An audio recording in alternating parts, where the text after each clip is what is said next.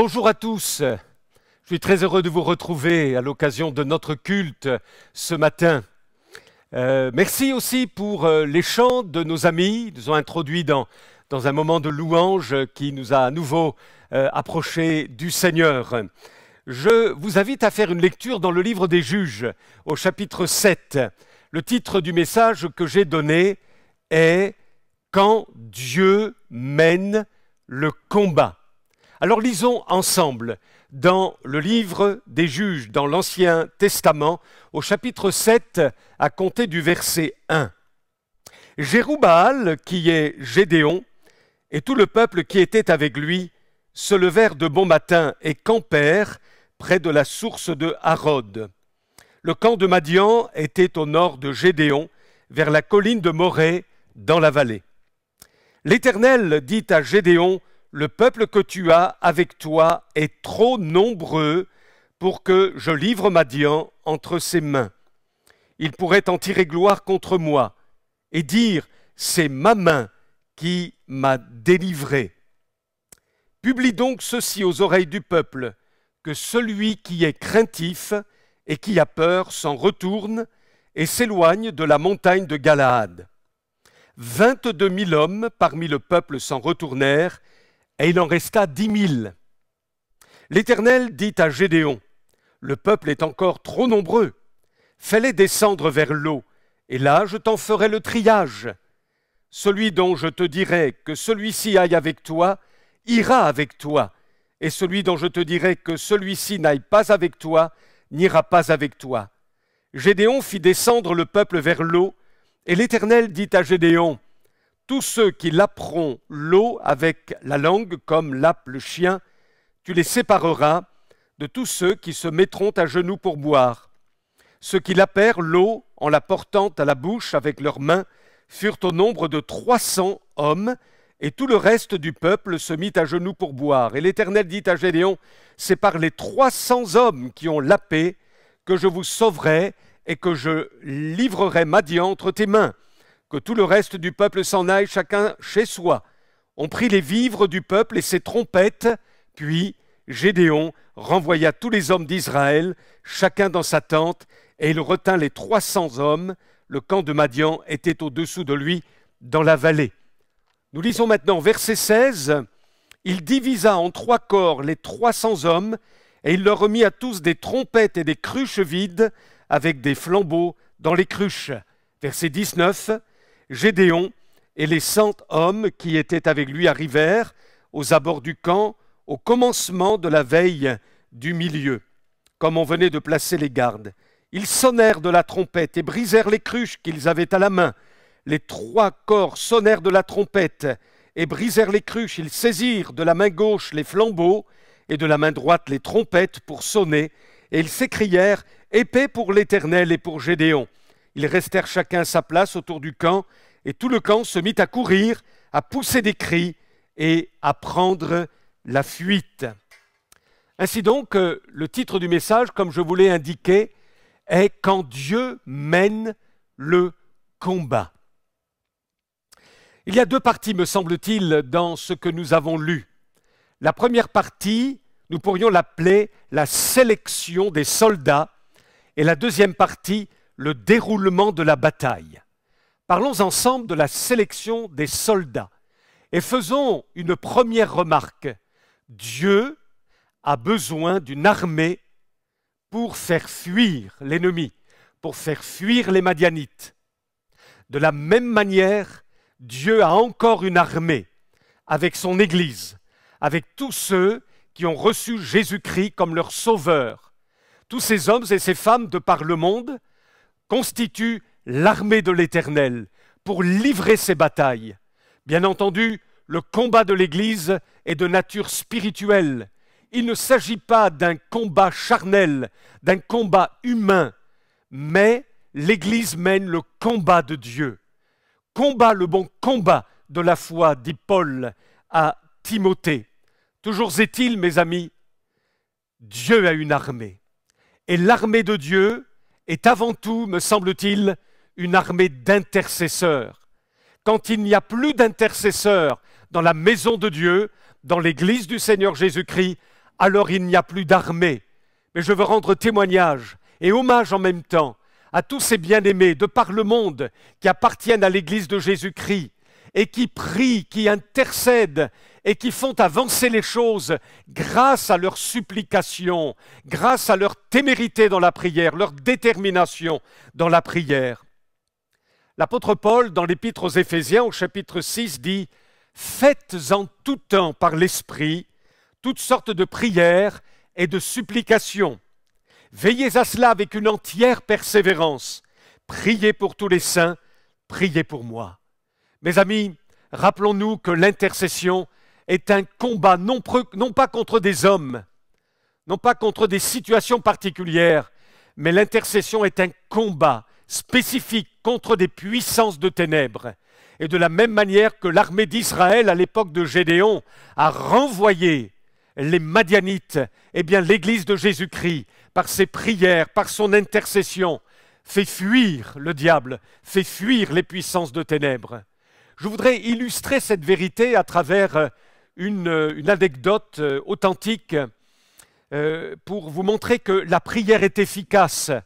C'est une chrétienne, on pourrait l'appeler Christine, qui pendant un temps a dû subir toutes sortes de difficultés dans le cadre de son travail. Elle subissait les moqueries d'une de ses collègues, à tel point même que la direction, finalement, avait pris les choses en main et avait injustement réprimandé Christine. C'est comme si tout se retournait contre elle et elle n'y comprenait plus rien. Elle se disait « Mais Seigneur, je ne comprends pas pourquoi je souffre à ce point dans mon travail, pourquoi je suis aussi mal vu, pourquoi on me jalouse ainsi et pourquoi ma direction me traite de cette manière. » Mais elle a compris en peu de temps qu'il s'agissait en réalité d'un combat spirituel. Et elle l'a mené ce combat. Il s'agissait d'une attaque en règle de la part de l'ennemi. Du coup, elle en a fait part à son mari et ensemble, ils ont intercédé, ils ont prié tous les deux. Ils ont mené ce combat dans la prière. Et figurez-vous qu'au bout d'un certain temps, la direction s'est excusée auprès d'elle et les choses ont commencé à se tasser. Oui, la prière, c'est un combat efficace. Je pense aussi à une expérience que nous avons faite avec l'un de nos fils. Celui-ci avait commencé malheureusement à prendre de la drogue, à prendre du shit. Et un jour, un des garçons du quartier devait lui vendre du shit. Alors, il s'est rendu, il devait en tous les cas se rendre jusque dans notre maison. Mon garçon avait pris rendez-vous avec ce gars. Même mon épouse ne se sentait pas très bien. À ce moment-là, elle pressentait quelque chose. Elle observait mon fils et elle se disait il va se passer quelque chose de pas sain, de pas normal. Comme si l'Esprit de Dieu l'interpellait. Et savez-vous ce qu'elle a fait? Elle s'est mise à prier en disant s'il y a quoi que ce soit qui doit arriver de mal pour mon fils, eh bien Seigneur, je te prie d'écarter ce mal. Elle s'est mise à intercéder, elle s'est mise à mener le combat très simplement. Mais elle a invoqué le Dieu de grâce, elle a invoqué le Seigneur Jésus-Christ. Et alors qu'elle a invoqué le Seigneur Jésus-Christ, vraisemblablement les puissances de ténèbres ont reculé. Et ce garçon n'est pas venu jusque dans notre maison pour vendre le shit espéré par mon fils. Et celui-ci se disait, mais pourquoi il ne vient pas? Pourquoi il ne vient pas? Par la suite, par la grâce de Dieu, notre fils est converti. Et sa maman a pu lui expliquer l'expérience qu'elle avait faite. La prière, mes amis, est efficace. Dieu a une armée, alléluia, une armée d'intercesseurs dans le monde entier. Alors ne vous découragez pas dans l'intercession. Continuez d'invoquer le nom de Jésus. Ne désespérez pas. Il y a des victoires à la clé, mes amis. Le diable ne tolère pas une église qui prie. Le diable ne supporte pas des hommes et des femmes, jeunes et moins jeunes, qui intercèdent dans le nom de Jésus et qui mènent le combat. Mais mes amis, laissons-nous interpeller et rappelons-nous que Jésus souhaite ardemment que nous prions les uns et les autres avec la puissance du Saint-Esprit. Dans la deuxième épître de Paul aux Thessaloniciens, au chapitre 2, l'apôtre dit que personne ne vous séduise d'aucune manière, car il faut que l'apostasie soit arrivée auparavant et qu'on ait vu paraître l'homme du péché, le fils de la perdition. L'adversaire qui s'élève au-dessus de tout ce qu'on appelle Dieu et de ce qu'on adore, jusqu'à s'asseoir dans le temple de Dieu, se proclamant lui-même Dieu. Ne vous souvenez-vous pas que je vous disais ces choses lorsque j'étais encore chez vous? Et maintenant, écoutez bien cette parole de l'apôtre Paul, inspirée par l'Esprit de Dieu. Et maintenant, vous savez ce qui le retient, afin qu'il ne paraisse qu'en son temps. Car le mystère de l'iniquité agit déjà, il faut seulement que celui qui le retient encore ait disparu. Posons-nous la question, qu'est-ce qui retient l'Antichrist et qui doit un jour disparaître? Vous avez la réponse, n'est-ce pas l'Église? Oui, l'Église, un jour, au temps marqué par le Seigneur, doit être enlevée dans les cieux à la rencontre de Jésus, selon l'enseignement rapporté par l'apôtre Paul dans la première épître aux Thessaloniciens au chapitre 4. Et quand l'Église partira, au moment de l'enlèvement, sa puissance d'intercession, sa puissance dans la prière va partir avec elle. Alors plus rien ne retiendra l'Antichrist. Vous savez que 24 heures sur 24 s'élèvent des prières vers le ciel, vers le trône de la grâce, où siège le Seigneur Tout-Puissant. 24 heures sur 24, il n'y a pas une seule seconde où une prière ne s'élève pas vers le Seigneur. Oui, et ces prières que le peuple de Dieu fait monter vers le trône de grâce empêchent encore l'Antichrist de se manifester, empêchent encore ou constituent une barrière contre la puissance du mal. Certes, le monde gît dans le malin, le monde est sous la coupe du diable. Encore aujourd'hui, il y a bien des choses terribles qui se déroulent, mais le jour où l'Église ne sera plus là pour intercéder, ce sera encore plus terrible. Et là, le diable va se manifester d'une manière absolument terrifiante, cruelle dans le monde entier, pour asseoir les hommes et les assujettir. Mais béni soit Dieu. Encore aujourd'hui, l'Église prie. La deuxième chose que je voudrais vous partager, c'est que si Dieu a une armée d'intercesseurs, il a aussi une armée qui se lève dans le monde pour bénir la génération. Je pense à ce pasteur suédois qui faisait beaucoup de voyages parce qu'il prêchait l'Évangile d'une manière internationale. Il était invité dans diverses nations du monde et lorsqu'il survolait en avion un pays, il avait l'habitude d'intercéder pour celui-ci. Il priait, il bénissait, il disait Seigneur. Par exemple, s'il survolait la France, il disait Seigneur, souffle sur ce pays, souffle sur cette nation. Quand il survolait l'Angleterre, quand il survolait la Chine, etc., il appelait la bénédiction de Dieu, comme s'il voulait la communiquer par la foi à cette nation, à cette région, à cette ville qu'il survolait. Nous sommes appelés à bénir. Dieu a une armée pour intercéder, gloire à Dieu. Et Dieu a une armée pour bénir sa génération. Alléluia. Toutes les générations ont pu être mises au bénéfice de la bénédiction de l'Église. L'Église prie pour que cette génération dans laquelle nous sommes aujourd'hui soit bénie à travers le salut de Dieu, à travers des vies transformées, à travers une écoute glorieuse de l'Évangile. Alléluia. Je pense à ce groupe de hippies dans les années 70, à la fin des années 70, qui un jour s'est retrouvé dans une église évangélique. Et ces hommes, ces femmes n'avaient pas de repères. Ils se droguaient, buvaient, vivaient dans la licence sexuelle. Ils avaient besoin d'une transformation, besoin d'une véritable paix. La paix qu'ils prétendaient manifester, ils ne la vivaient pas en réalité. Et puis ils ont été mis au bénéfice de l'Évangile, au bénéfice de la prédication de l'Évangile. Mais ce qui est extraordinaire, c'est que ce groupe-là de hippies a été accueilli par un pasteur extraordinaire qui a su les accueillir, qui a su patienter avec eux. Et il y avait notamment, entre autres frères et sœurs, une petite grand-mère qui aimait accueillir ces jeunes gens. Oh, ils n'étaient pas vêtus comme le lieu l'aurait souhaité.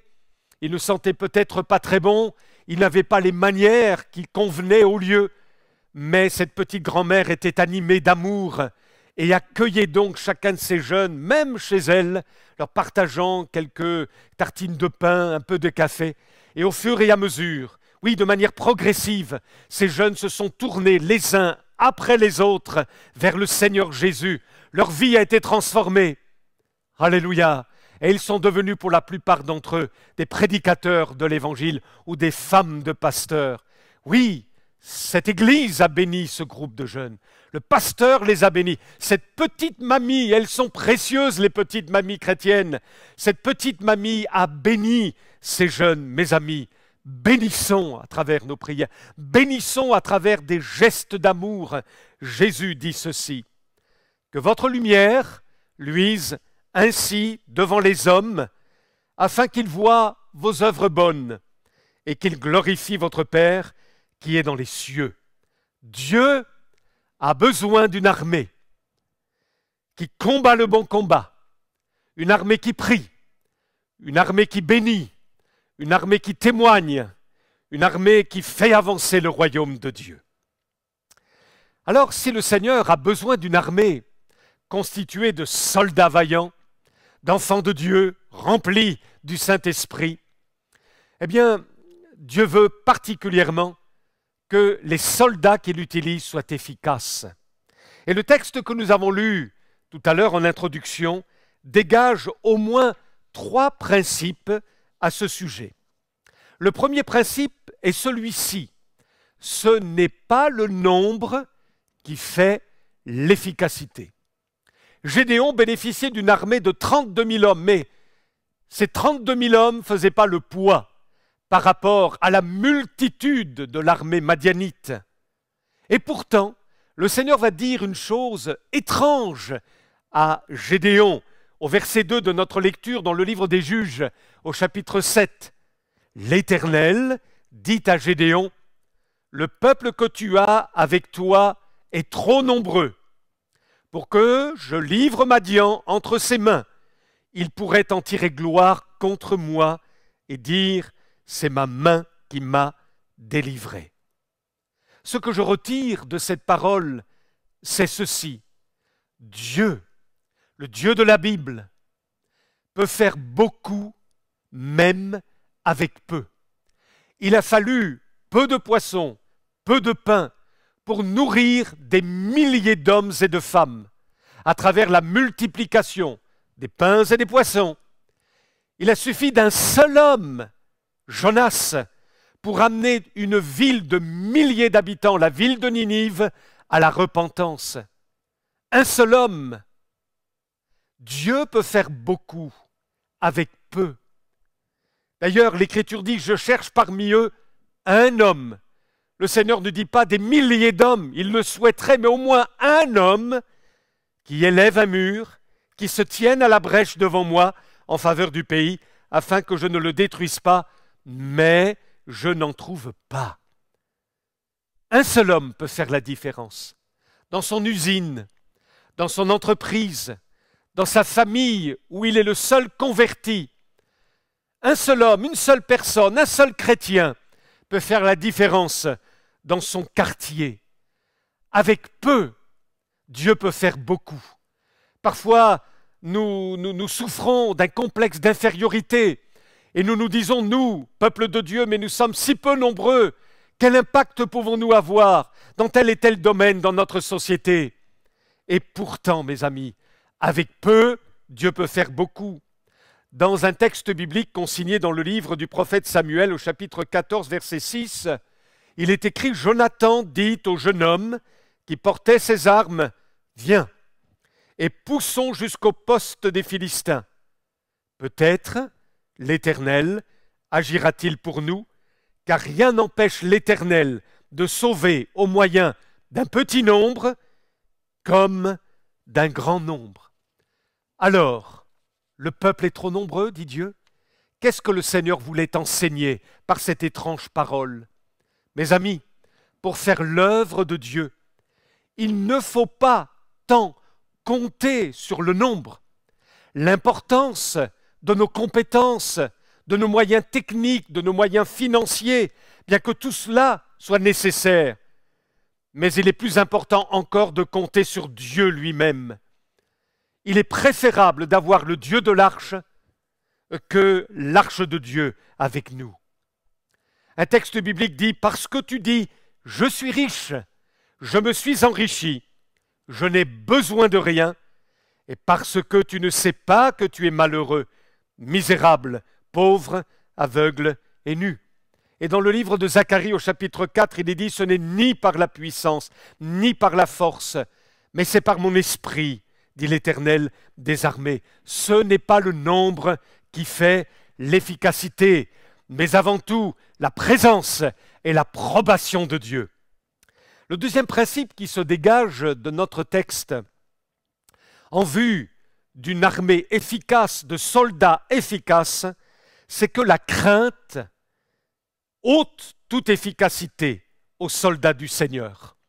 Au verset 3 du livre des Juges, au chapitre 7 que nous avons lu, le texte dit que celui qui est craintif et qui a peur s'en retourne et s'éloigne de la montagne de Galaad. 22 000 hommes sur les 32 000, 22 000 hommes parmi le peuple s'en retournèrent et il en resta 10 000. Les 22 000 ont eu peur. De quoi pouvons-nous avoir peur? Peut-être que on peut avoir peur de s'engager parce qu'il y a un coût à l'engagement. Quelque chose peut être brisé dans nos petites habitudes alors qu'on a décidé de s'engager dans l'œuvre de Dieu en vue d'un témoignage plus pertinent, d'une vie de prière plus conséquente, etc., etc. Alors on a peur. Peut-être que quelqu'un a peur de s'engager dans les eaux du baptême parce qu'il se dit, mais oh là là, si j'abandonne ainsi ma vie dans le monde, si j'accepte Jésus, si je m'engage dans les eaux du baptême, que va-t-il m'arriver? N'ayez aucune crainte, n'ayez aucune peur, le Seigneur prendra votre vie en main. De quoi pouvons-nous avoir peur? On peut avoir peur aussi, mes amis, d'affronter l'ennemi en face.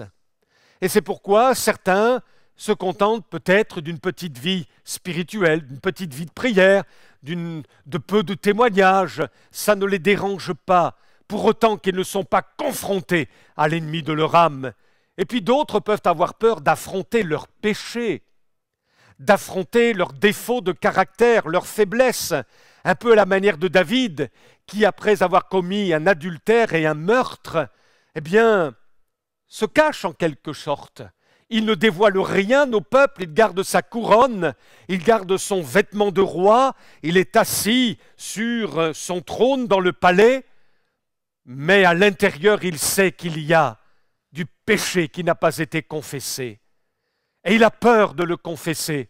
Et d'ailleurs, il va rendre ce témoignage dans un des psaumes qu'il a écrit. « Tant que je me suis tu, mes os se consumaient, je gémissais toute la journée. » Oui, il ne voulait pas confronter son péché. Il a fallu l'intervention du prophète Nathan pour lui dire « Cet homme, c'est toi. » Mais il y a aussi les peurs légitimes, les Goliaths qui sont devant nous, qui sont de nature à nous impressionner, parfois même à nous décourager. Et heureusement, chers amis, que nous avons la bonne parole de Dieu pour faire face à ces peurs. « Qui es-tu » dit Zacharie au chapitre 4, « Grande montagne devant Zorobabel, tu seras aplani. » Et je vous propose de mettre votre prénom à la place de Zorobabel. Qui es-tu, grande montagne, devant Monique? Qui es-tu, grande montagne, devant Sylvie? Qui es-tu, grande montagne, devant Jean-Paul? Etc., etc. Tu seras aplani. Appropriez-vous les textes bibliques, proclamez-les et croyez que le Seigneur est celui qui, par sa parole, vous donnera de vaincre toutes vos craintes et tous vos peurs. La peur ôte toute efficacité aux soldats du Seigneur. Et le troisième principe est celui-ci, il n'y a pas d'efficacité sans véritable vigilance. Le texte que nous avons lu nous montre qu'à un moment donné, Gédéon a fait descendre vers l'eau le peuple qui restait. Et qu'est-ce qu'ils ont fait? Certains se sont mis à genoux pour boire, d'autres sont restés debout et ils ont lapé l'eau comme les chiens lapent l'eau. Et le Seigneur a fait le tri à partir de là. Il a dit, seulement ceux qui sont debout, c'est avec ceux-là que nous allons remporter la victoire. Ils étaient donc au nombre de 300. C'était ceux qui étaient debout, qui lappaient l'eau. Pourquoi? Parce que ceux qui étaient sur leurs genoux, en train de boire, imaginez, l'armée ennemie fondre sur eux. Ils n'auraient pas eu le temps de se lever, de dégainer leur épée, tandis que les autres qui étaient debout, bien vigilants, étaient beaucoup plus alertes en cas d'attaque. Et c'est pourquoi c'est ceux-là que le Seigneur a choisi. Pourquoi des héros sont-ils tombés? Par manque de vigilance. Salomon avait joui d'une belle jeunesse. C'était un des rois les plus puissants de la terre. Mais au fur et à mesure que les années se sont écoulées, il n'a pas été sérieux avec sa qualité de vie spirituelle et relationnelle avec Dieu. Il a manqué de vigilance. Et malheureusement, c'était l'évidence, Salomon est tombé. La Bible dit, celui qui garde son âme veille sur sa voie. Heureux l'homme qui m'écoute, qui veille chaque jour à mes portes et qui en garde les poteaux. À celui qui veille sur sa voie, je ferai voir le salut de Dieu. Et Paul d'ajouter, veillez, demeurez fermes dans la foi, soyez des hommes, fortifiez-vous. Pour être efficace, eh bien, rappelons-nous qu'il nous faut de la vigilance. Rappelons-nous qu'il nous faut demander au Seigneur sa victoire sur nos peurs, sur nos craintes. Et rappelons-nous qu'on ne peut pas compter que sur le nombre, que sur les moyens techniques, financiers et les compétences au détriment de Dieu. Et si nous vivons cela, alors nous serons de plus efficaces dans la bataille que nous avons à mener contre les forces de ténèbres et contre le péché. Maintenant, attardons-nous sur le déroulement de la bataille. Au verset 8, nous lisons dans notre texte, « On prit les vivres du peuple et ses trompettes. » Les vivres étaient nécessaires, parce qu'un soldat qui ne se nourrissait pas était faible. De la même manière, nous ne pouvons pas vaincre si nous ne sommes pas nourris spirituellement, et le diable le sait. Dans le livre des Juges, au chapitre 6, verset 4, il est écrit « Madian campait en face de lui, détruisait les productions du pays jusqu'au vers Gaza, et ne laissait en Israël ni vivres, ni brebis, ni bœufs, ni ânes. » Autrement dit, le but de l'ennemi était d'affamer le peuple pour qu'il soit faible, fragilisé. Ainsi, dans le deuxième livre des Rois, chapitre 6, nous trouvons aussi Ben-Hadad, ce roi qui était l'image du diable, qui assiégea Samarie et il y eut une grande famine. Le diable veut nous empêcher de bénéficier des provisions de Dieu. Chers amis, si nous voulons être vaincus, ne mangeons pas la parole de Dieu. Ne nous nourrissons pas des Écritures. Ne nous approprions pas les promesses de Dieu. Et ainsi, c'est vrai, nous sommes des candidats à la défaite et à l'échec. Et c'est pourquoi nous avons besoin de vivre. Nous avons besoin de provisions spirituelles. Nous avons besoin de la parole du Seigneur. Je voudrais vous faire une remarque, c'est qu'avant le combat, Gédéon va se rendre compte d'une chose importante. Dieu lui dit, au verset 9, d'aller dans le camp de l'ennemi pour voir ce qui s'y passait. C'est ce qu'il fait. Et puis, alors qu'il est dans le camp, il entend un homme expliquer une vision qu'il venait d'avoir. Et nous lisons au chapitre 7, verset 13, « Gédéon arriva, et voici un homme racontait à son camarade un songe. Il disait, « J'ai eu un songe, et voici un gâteau de pain d'orge roulait dans le camp de Madian. Il est venu heurter jusqu'à la tente, et elle est tombée. Il l'a retournée sans dessus-dessous, et elle a été renversée. » Son camarade répondit et dit, « Ce n'est pas autre chose que l'épée de Gédéon, fils de Joas, homme d'Israël. Dieu a livré entre ses mains Madian et tout le camp. » Autrement dit, dans le camp de l'ennemi, ils savaient déjà qu'ils étaient vaincus. Et voyez-vous, l'ennemi de nos âmes sait qu'il est vaincu. Dieu a livré Madian et tout le camp en sa main. C'est une clé, mes amis. que nous avons besoin d'utiliser les uns et les autres. Nous devons comprendre davantage que notre ennemi sait qu'il est déjà vaincu et que nous sommes vainqueurs. Nous sommes vainqueurs par rapport à nos trois ennemis, la chair, le monde et Satan, mes amis. La chair est crucifiée, le monde est vaincu et Satan est jugé. Maintenant, quelle est la stratégie de Gédéon? Le texte nous rapporte qu'il a divisé les 300 hommes en 3 corps. Et il leur remet non pas des lances, non pas des boucliers, non pas des épées, mais il leur remet des trompettes, des cruches et des flambeaux. Image des armes spirituelles. L'apôtre Paul déclare dans la 2e aux Corinthiens chapitre 10, « Les armes avec lesquelles nous combattons ne sont pas charnelles, mais elles sont puissantes par la vertu de Dieu pour renverser des forteresses. » Les trompettes représentent la parole du Seigneur qui retentit, les promesses de Dieu, les proclamations de Dieu, que le Saint-Esprit, mes amis, souffle dans ces trompettes. Et alors, nous allons vivre des choses formidables. Oui, proclamons la parole de Dieu. Soufflons dans ces trompettes avec le souffle de l'Esprit et de la foi. Tout est accompli. Si Dieu est avec nous, qui sera contre nous? Je puis tout par celui qui me fortifie. Gloire soit rendue à Dieu, qui nous fait toujours triompher en son Fils Jésus-Christ. Dans toutes ces choses, nous sommes plus que vainqueurs par celui qui nous a aimés. Et nous pourrions allonger la liste de ces déclarations bibliques absolument extraordinaires. Que représentent les cruches? Eh bien, les cruches représentent notre faiblesse humaine. Selon ce que rapporte l'apôtre Paul dans la 2e aux Corinthiens, chapitre 4, verset 7, nous portons ce trésor dans des vases de terre afin que cette grande puissance soit attribuée à Dieu et non pas à nous. Un auteur chrétien, je le cite, a écrit « La fin de l'homme est le commencement de Dieu. C'est au plus sombre de nos tunnels et au plus profond de nos impasses que la beauté de Dieu peut briller d'un éclat particulier dans nos vies. La faiblesse humaine fournit la meilleure toile de fond au déploiement de la puissance divine. Nous sommes souvent trop forts, trop grands, trop capables et imbus de nous-mêmes pour laisser Dieu faire. Dieu travaille sur nos personnes. Il emploie beaucoup la répétition.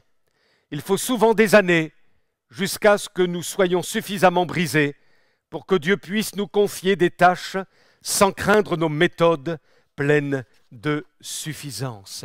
Et puis enfin, il y a les flambeaux, les torches qui représentent Jésus, notre lumière.